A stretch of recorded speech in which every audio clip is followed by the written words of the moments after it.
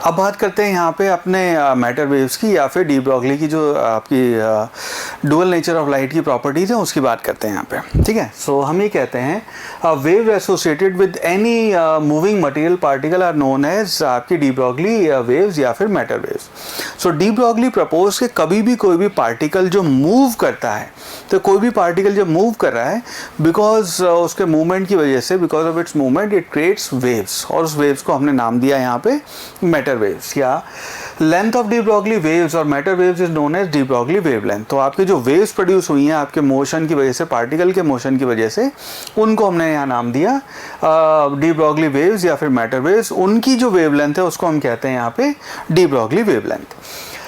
D Broglie और matter waves is independent of charge of, ये independent है, ये ध्यान रखना, independent of the charge of the material particle.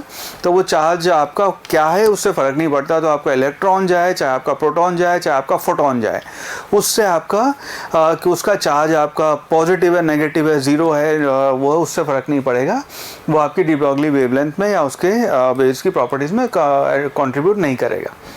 It means matter waves or de Broglie waves is associated with every moving particle whether charge or uncharged। यहाँ पे जो de Broglie ने equation दी, बहुत ही इंटरेस्टिंग इक्वेशन है, ये आपकी equation है। This equation से de Broglie wavelength that will be equal to h divided by p।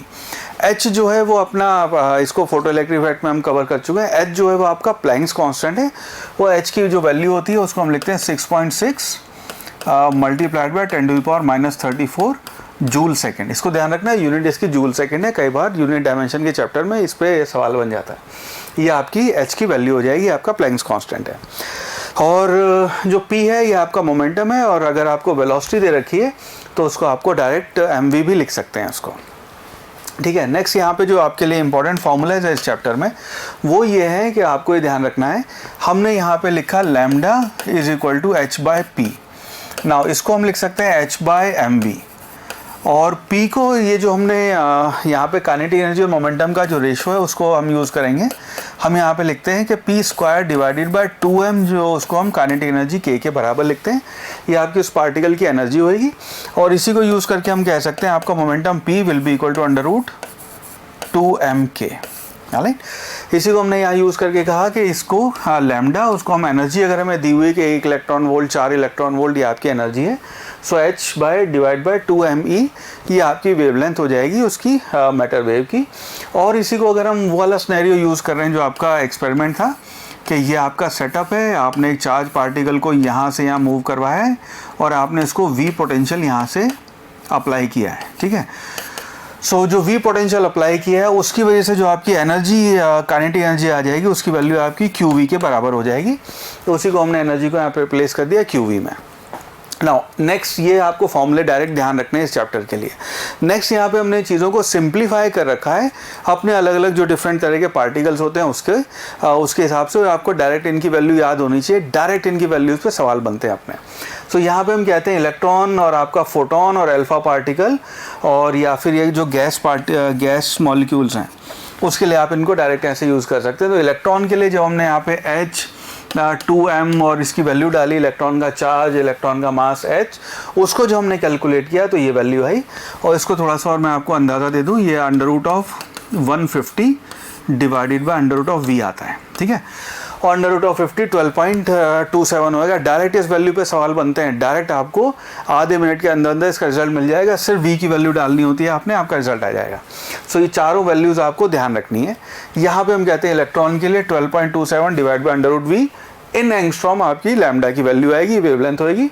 Photon के लिए अगेन ये फिर जब हमने वैल्यू रखी 0.286 आता है, अल्फा पार्टिकल के लिए 0.101 आता है। ये वैल्यूज़ आपको ध्यान रखनी है, बहुत इंपॉर्टेंट है।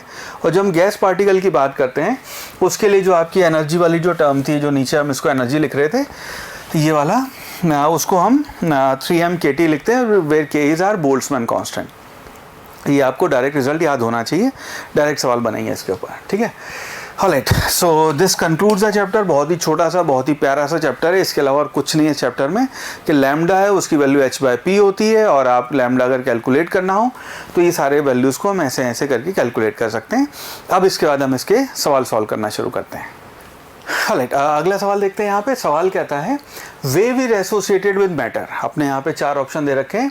When it is stationary, second option है when it is in motion with velocity of light only, third है when it is motion with any velocity, और अपना फोर्थ ऑप्शन है नन ऑफ दीज। नाउ ये अपने को de Broglie wavelength की equation से पता है। हम ये कहते हैं कि वेव की जो आपकी जो पार्टिकल मूव कर रहा है उसका h/p जो है ये आपकी लैम्डा की वैल्यू होएगी, और इसको आप h/mv भी लिख सकते हैं, और ये v आपकी एनी वेलोसिटी है। तो इसका मतलब ऑप्शन नंबर सी, किसी भी वेलोसिटी से जब पार्टिकल चलेगा उसकी वेव प्रोड्यूस होएगी। सो ये आपकी इसकी वैल्यू आ जाएगी, hence option number C would be the right answer. Alright, next question says an electron of mass small m when accelerated through a potential capital V has de Broglie wavelength lambda। तो जब आपने electron को capital V potential difference दिया है तो उसकी जो wave generate हुई है उसकी वेवलेंथ लैम्डा है। उसका सवाल है the de Broglie wavelength associated with the proton of mass capital M accelerated through the same potential difference will be.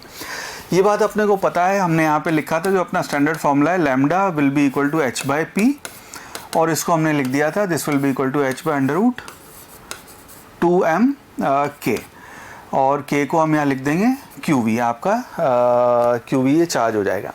ना इसका मतलब ये है कि लैम्डा जो है वो आपकी, बाकी सब तो h q सेम है तो लैम्डा प्रोपोर्शनल हो गया, और v भी आपका सेम है तो लैम्डा प्रोपोर्शनल हो गया आपका √m के, ठीक है, ये आपके मास के अंडर के इन्वर्सली प्रोपोर्शनल हो गया।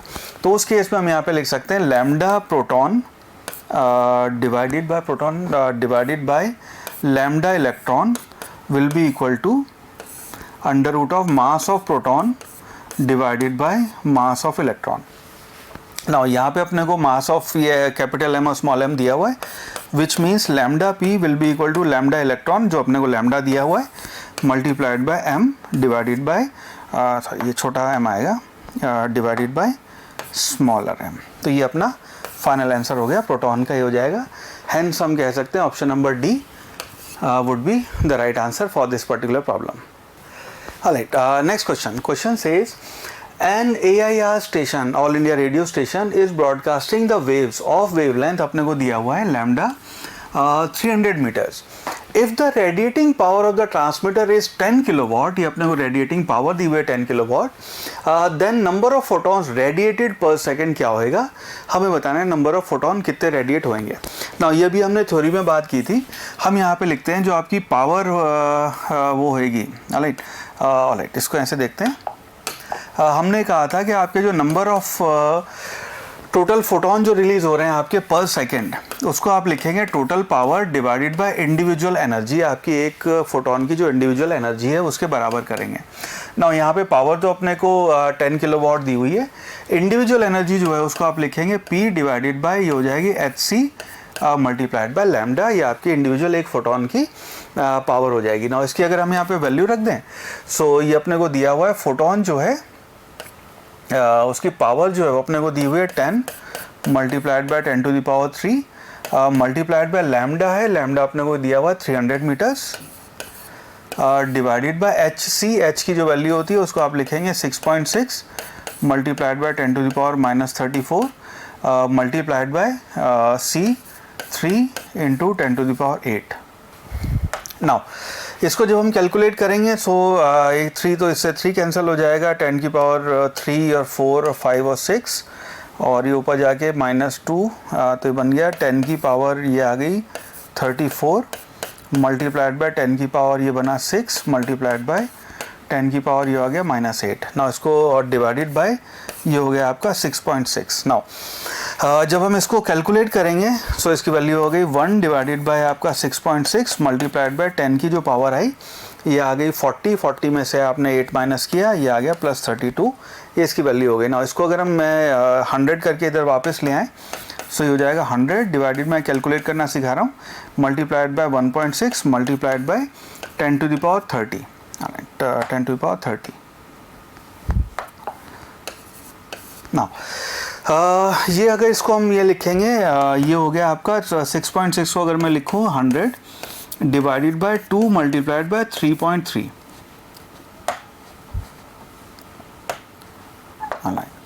3.3। नाउ 10 डिवाइडेड बाय 3.3 अगर हम करेंगे तो इसकी वैल्यू आती है आपकी 3। सो ये आपके इजी कैलकुलेशन का तरीका बता रहा हूँ, एग्जाम हॉल में अगर आप फंस जाएं ऐसे तो कैसे करना है।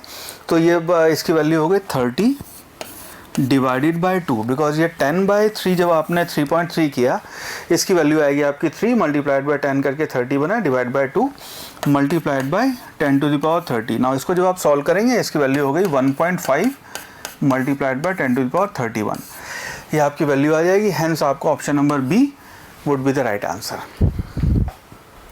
नेक्स्ट क्वेश्चन से the approximate wavelength of a photon of energy 2.48 electron volt क्या होगी। हमारे ऑप्शन है 500, 5000, 2000 या फिर 1000 एंगस्ट्रॉम। नाउ बहुत ही आसान सवाल है, ये बात अपने को पता है, हमने लिखा था कि energy will be equal to 12400 divided by lambda. ये आपकी एनर्जी इलेक्ट्रॉन वोल्ट में ऐसे आ जाती है और लैम्डा आपका यहाँ पे एंगस्ट्रॉम में रखेंगे, एनर्जी की वैल्यू आती है। नाउ इसी को यूज़ करते हुए हम ये लिख सकते हैं आप lambda will be equal to 12400 divided by E हमें इलेक्ट्रॉन वोल्ट में रखना है और अपना फाइनल आंसर एंगस्ट्रॉम में आ जाएगा। राइट, तो ई की वैल्यू यहाँ पे अगर हम रख दें 2.48, which implies lambda is equal to 12400 divide by 2.48 angstrom. Now ये नोटिस करेंगे 1.124 और 248 एक्चुअली इसका 2 से ही मल्टीपल हो रहा है। So this will be equal to इसकी जो वैल्यू बनेगी 1 2 3 4, so this will be equal to 10,000 divided by 2 angstrom, that will be equal to 5,000 angstrom। 5,000 angstrom ये आपकी फाइनल वैल्यू आ जाएगी। ठीक है, ये मैंने आपके लिए कैलकुलेट किया है, बट अगर आप थोड़ा सा प्रैक्टिस करेंगे तो इसके सवाल यूजुअली मुश्किल नहीं होते हैं, कैलकुलेशन आसान होएगी। सो हेंस आपका option number B would be the right answer. चलो अगला सवाल कहता है when light of frequency 2f naught where f naught is a threshold frequency is incident on a metal plate, the maximum velocity of electron emitted is v1। तो जब हमारी कोई metal plate है, उस प्लेट के ऊपर हमने आपकी फंडामेंटल फ्रीक्वेंसी इस मटेरियल की थ्रेशोल्ड फ्रीक्वेंसी जो है वो f नॉट है, और यहाँ पे हमने 2f नॉट की लाइट इंसिडेंट की है, तो आपकी मैक्सिमम वेलोसिटी v1 है। मैक्सिमम वेलोसिटी अभी काइनेटिक एनर्जी पे जाएगा। ठीक है, when frequency incident radiation is increase to, यहाँ पे नोटिस करना है, बहुत बार यहाँ पे शब्दों से खेल होता है, बहुत बार शब्दों से हम कहते हैं इंक्रीज बाय या इंक्रीज टू। यहाँ पे कर रखा है इंक्रीज टू, आपका 5f नॉट है। अगर वर्ड इस्तेमाल होता है इंक्रीज बाय 5f नॉट, तो पहले 2f नॉट थी, 5 से इंक्रीज कर दी तो 7 हो जाएगी। ठीक है, इस चीज़ का, छोटी सी चीज़ का ध्यान रखना। f नॉट 2f नॉट से हमने 5f नॉट कर दिया है। The maximum velocity of electron emitted from same plate is v2। हमें बताना है v1 और v2 का रेशो क्या होगा, और ये आपके नीट का एक्चुअली 2018 का सवाल है। नाउ इस केस में जब हम बात करेंगे, पहले आपकी 2f नॉट फ्रीक्वेंसी है, जो आपके इलेक्ट्रॉन एमिट हो रहे हैं उसकी वेलोसिटी v1 है मैक्सिमम। उसके बाद जो आपके इंसिडेंट है 5f नॉट पे फोटॉन्स, जो आपके इलेक्ट्रॉन एमिट हुए उसकी वेलोसिटी v2 है। नाउ इस केस में अगर हम आइंस्टीन की इक्वेशन यूज़ करेंगे, सो वो लिखते हैं काइनेटिक एनर्जी मैक्सिमम, जिसको आप हाफ mv² लिखेंगे, that will be equal to hf minus hf naught. Now पहले वाले केस में आपकी वेलोसिटी v1 है, और ये फ्रीक्वेंसी, ये आपकी इक्वेशन ये वाली यूज़ होने वाली है। कलर चेंज कर लेते हैं पेन का। इस केस में हम यहाँ पे कहेंगे आपकी जो वेलोसिटी v1 है, तो इसको हम लिखेंगे half mv1² will be equal to h 2f naught minus hf naught. इसको जब हम माइनस करेंगे तो इसकी वैल्यू आ जाएगी hf नॉट। ये आपकी पहली इक्वेशन बन गई। सेकेंड केस में हमने क्या किया, इंक्रीज करके 5f नॉट कर दिया अपने इंसिडेंट उसकी वैल्यू। सो उस केस में सेकेंड इक्वेशन को हम लिख सकते हैं 1/2 mv2² will be equal to h multiplied by 5f naught minus hf naught. इसकी वैल्यू हो जाएगी आपकी hf नॉट मल्टीप्लाइड बाय 4। ये आपकी इक्वेशन नंबर 2 हो गई। ना हमें v1 v2 का रेशो बताना है, तो इसको अगर हम डिवाइड कर दें तो v1² डिवाइडेड बाय v2², इसकी जो वैल्यू आ गई है, यहाँ पे हाफ m कैंसिल हो जाएगा दोनों का, यहाँ पे भी hf नॉट है और ये 4hf नॉट है, ये कैंसिल हो जाएगा। सो इसकी वैल्यू आ जाएगी 1/4। इसका अगर v1 v2 का रेशो देख रहे हैं तो v1 divide by v2 will be equal to under root of 1/4 that will be equal to 1/2। हमें यहाँ पे v1 v2 का रेशो बताना है, उसकी वैल्यू आ गई 1/2, hence option number C would be the right answer. Next question देखते हैं, 2015 का सवाल है। क्वेश्चन से a photo electric surface is illuminated successively by monochromatic light of wavelength lambda and lambda by 2. If the maximum kinetic energy of the emitted photoelectron in the second case is 3 times than in the first case, तो आपका second time में जो kinetic energy है वो 3 times है first के comparison में। सवाल है the work function of the surface of the material is, h आपका Planck constant है, c speed of light है, और ये 4 ऑप्शन अपने को दे रखे हैं, और ये आपका अगेन नीट का सवाल है, 2015 में आपसे पूछा गया है। सो फर्स्ट टाइम हमने लैम्डास का वेवलेंथ के फोटॉन्स दिए, सेकेंड टाइम हमने लैम्डा बाय 2 के वो फोटॉन्स वहाँ पे एमिट किए। नाउ इस केस में हम लिखते हैं, इसको हम यूज़ करेंगे kinetic energy maximum that will be equal to H C, इसको आप लिखते हैं H C multiplied by 1 by lambda minus 1 by lambda naught. Lambda naught आपकी जो वर्क फंक्शन है, एक काम करते हैं, इसको ऐसे लिखते हैं, इसको आप लिखेंगे this will be equal to H C by lambda minus phi naught. Phi naught आपका वर्क फंक्शन है जो हमें यहाँ पे बताना है, उसकी वैल्यू क्या होगी। ना दोनों केसेस जो भी अपने को दिए हुए उनकी वैल्यू डाल लेते हैं।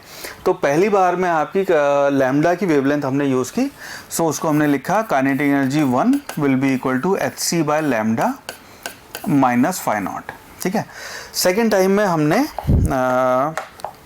जो लैम्डा बाय 2 की आपको इंसिडेंट वैल्यू दी है, सो ये आ गया kinetic energy 2 will be equal to H C divided by lambda by 2 है तो 2 ऊपर ले आते हैं minus phi not.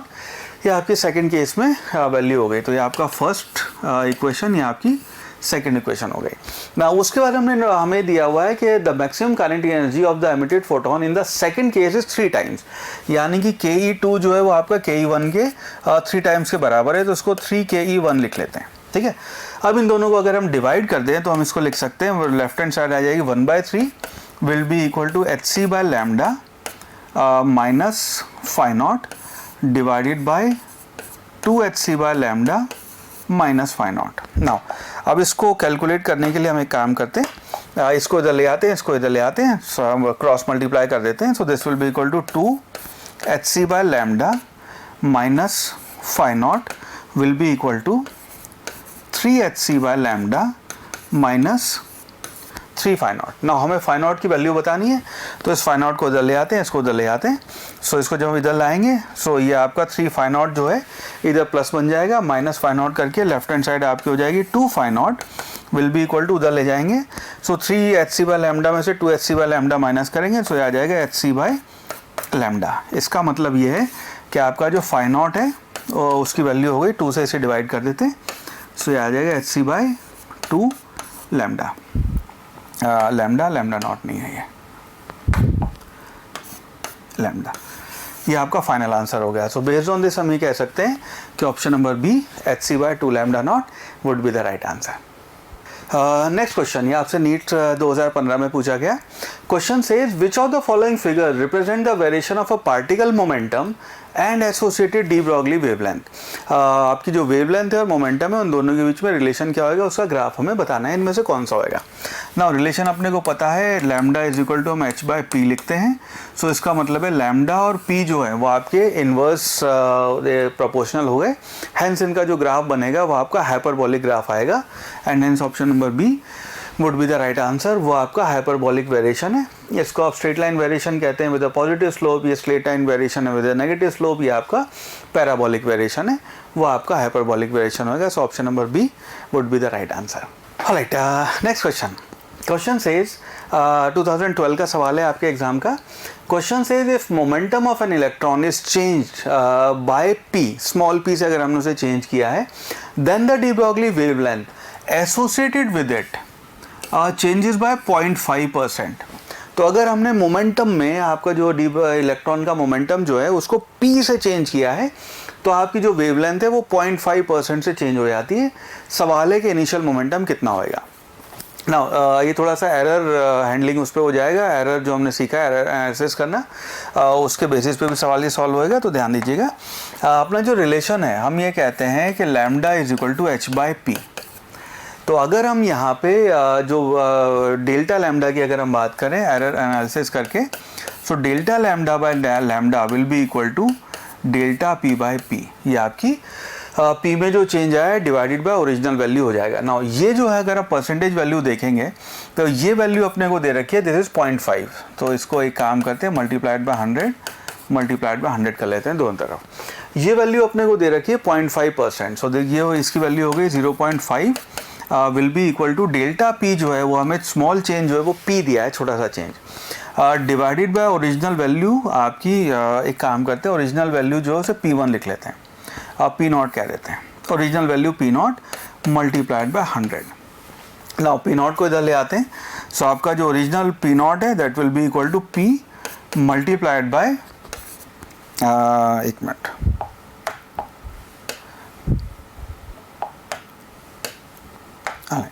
Multiplied by 100 divided by 0.5। ना 0 पॉइंट का मतलब 0.5 का मतलब हुआ आपका हाफ, तो यानी कि जो ओरिजिनल P0 है उसकी वैल्यू हो गई 200p। ये आपकी ओरिजिनल वैल्यू रही होगी, तभी जो आपने चेंज किया, मान लो इसको आपने P से चेंज किया तो वैल्यू हो जाएगी 201 या फिर 199। और अगर चेंज देखेंगे तो 1 में जो चेंज आया 1 डिवाइड बाय 200 0.5% होएगा। सो जो सोचा जो समझा वो सब सही किया हमने। सो यहाँ पे थोड़ी सी कभी कभी कैलकुलेशन हो जाती है। थ्योरेटिकल सवाल के लिए तो पूरी थ्योरी हमने कवर की है, सवाल मैंने आपके लिए मोस्टली यहाँ पे कैलकुलेटिव ले लिए सो दैट आपकी प्रैक्टिस हो जाए। इस चैप्टर को अच्छे से प्रैक्टिस करके रखिएगा, एक सवाल मिनिमम 2 इसके डेफिनेटली आते हैं। Alright, I wish you all the best.